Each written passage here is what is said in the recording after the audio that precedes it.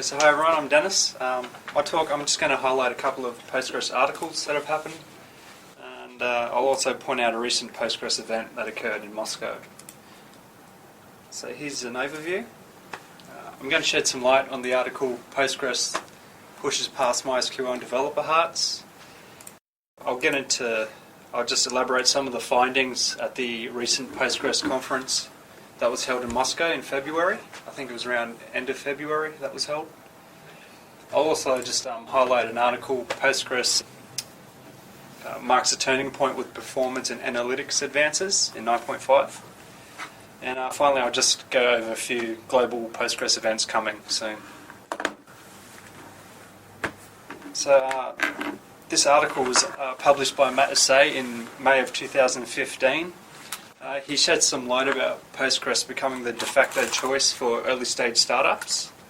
So he mentions that Postgres has been known as the ugly stepchild to MySQL. However, that was only up until now. Why?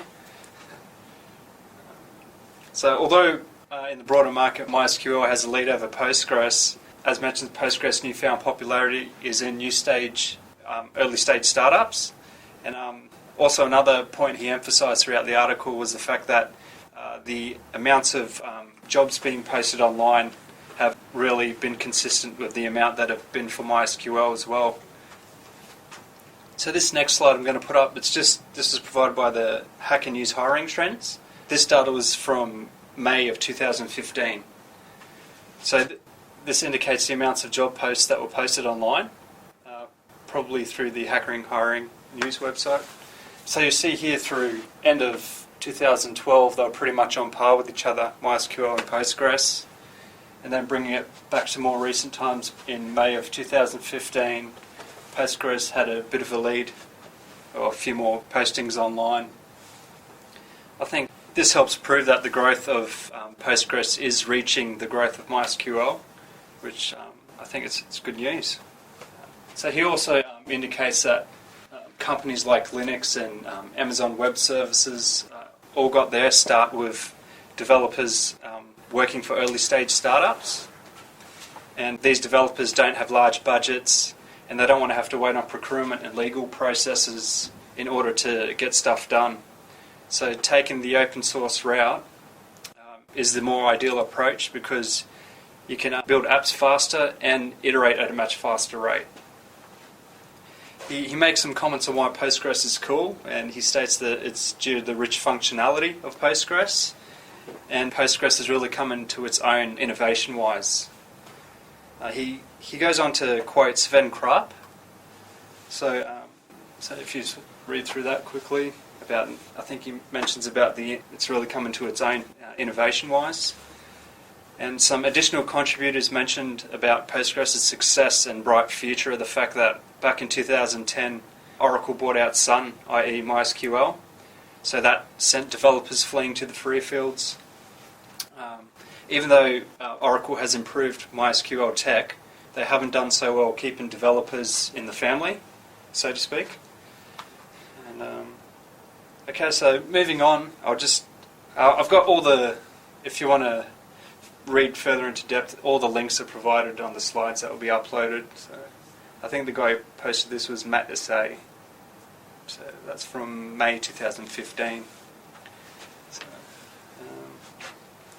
So in February, I think around the end of February, the Postgres conference was held in Moscow. So you had some of the Postgres developers attending, and apparently there's a few companies there considering to migrate.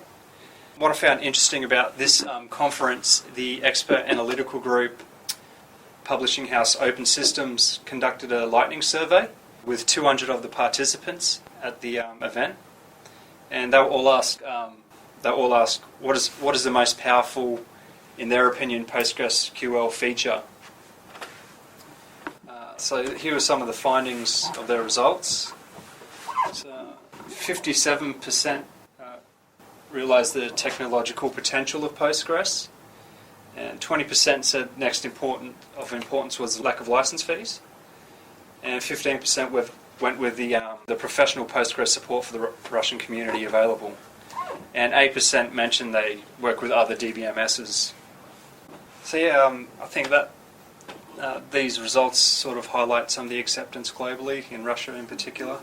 It was, I think about a month ago, I found an article online, the oil company in Russia, Rosneft, they're going to be migrating their services to PostgreSQL.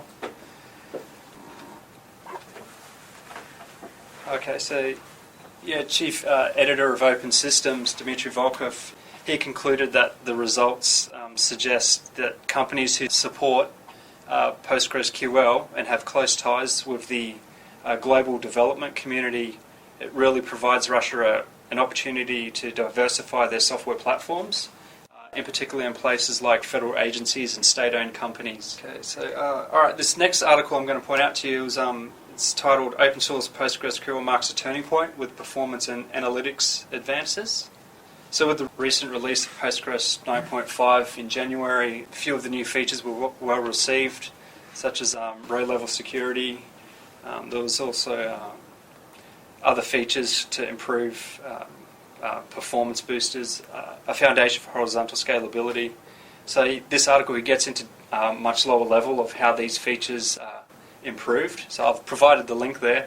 I'm not very technical, so I won't be able to explain to you. So with the improvements in analytics and productivity to speed complex and query capabilities on extreme data volumes, this plants PostgreSQL more squarely in the data warehousing space. For the performance boosters, for more powerful high-end servers with high core counts and large memory footprints that companies are using today for high-speed applications.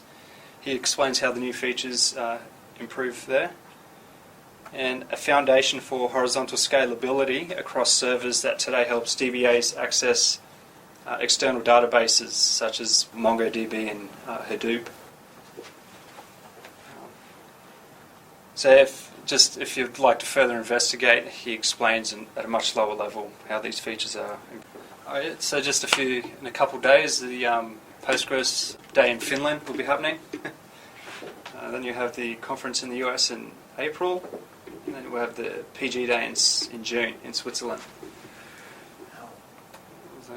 So here are all the references to all the articles. And I think in the notes I've put the link to that Rosneft company, the oil company in Russia. Yeah, that should be it. Thanks.